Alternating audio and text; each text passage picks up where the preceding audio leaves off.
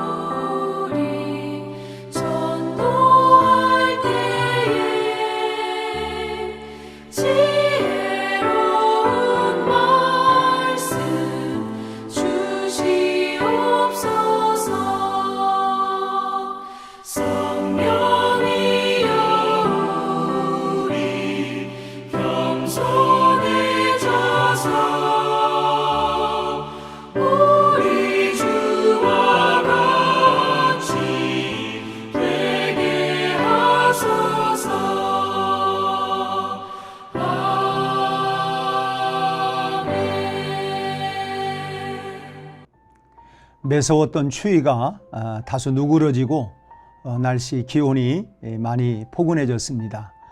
그렇지만 여전히 코로나와 감기에 여러분 조심을 많이 하시기를 바랍니다.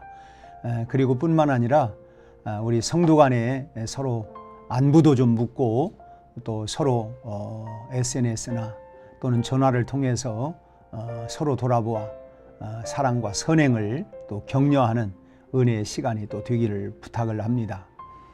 세례 요한은 예수님과 친척지간으로 예수님보다 6개월 먼저 태어났죠.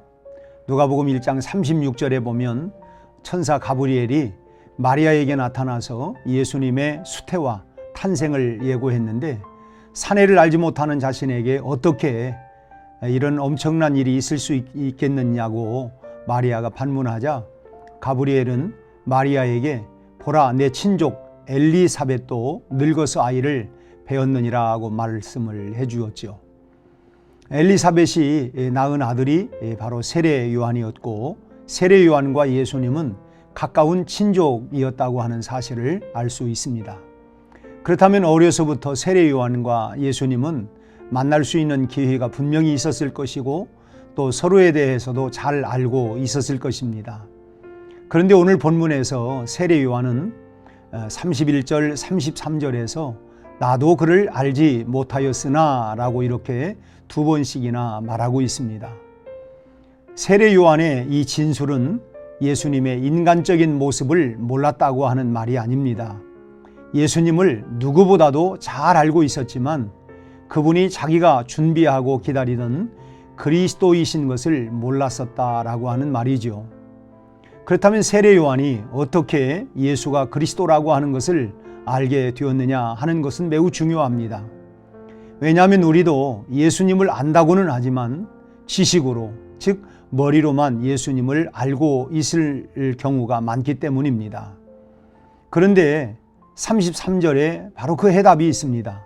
나도 그를 알지 못하였으나 나를 보내어 물로 세례를 베풀라 하신 그이가 나에게 말씀하시되 성령이 내려서 누구 위에든지 머무는 것을 보거든 그가 곧 성령으로 세례를 베푸는 이인 줄 알라 하셨기에 라고 했는데, 바로 성령께서 인치시는 것을 보고는 예수께서 바로 그리스도이심을 알게 되었다라고 하는 말입니다.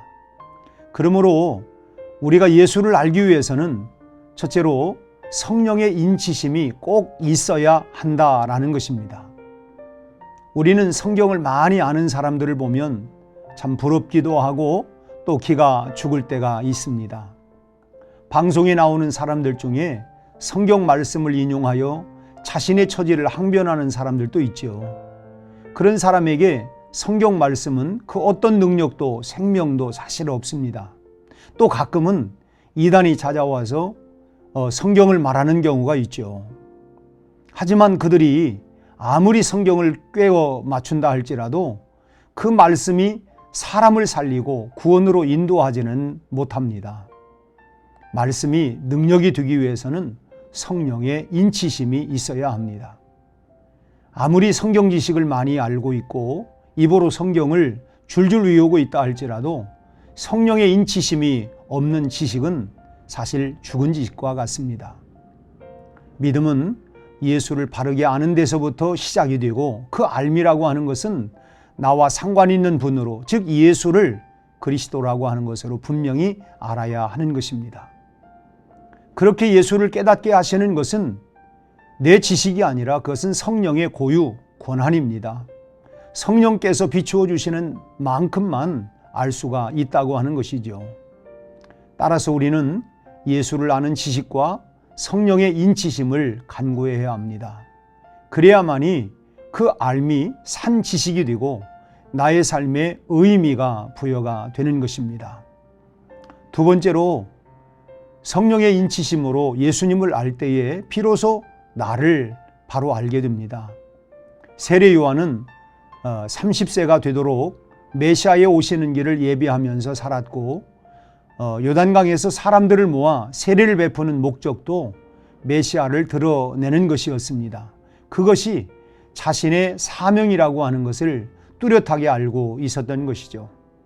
그러나 정작 자신이 서야 할 위치를 알지 못했다는 것입니다. 자신은 그리스도를 예비하는 자였는데 그분이 누구신 줄 몰랐다는 것입니다. 가장 중요한 것을 모르고 여기까지 온 것이죠.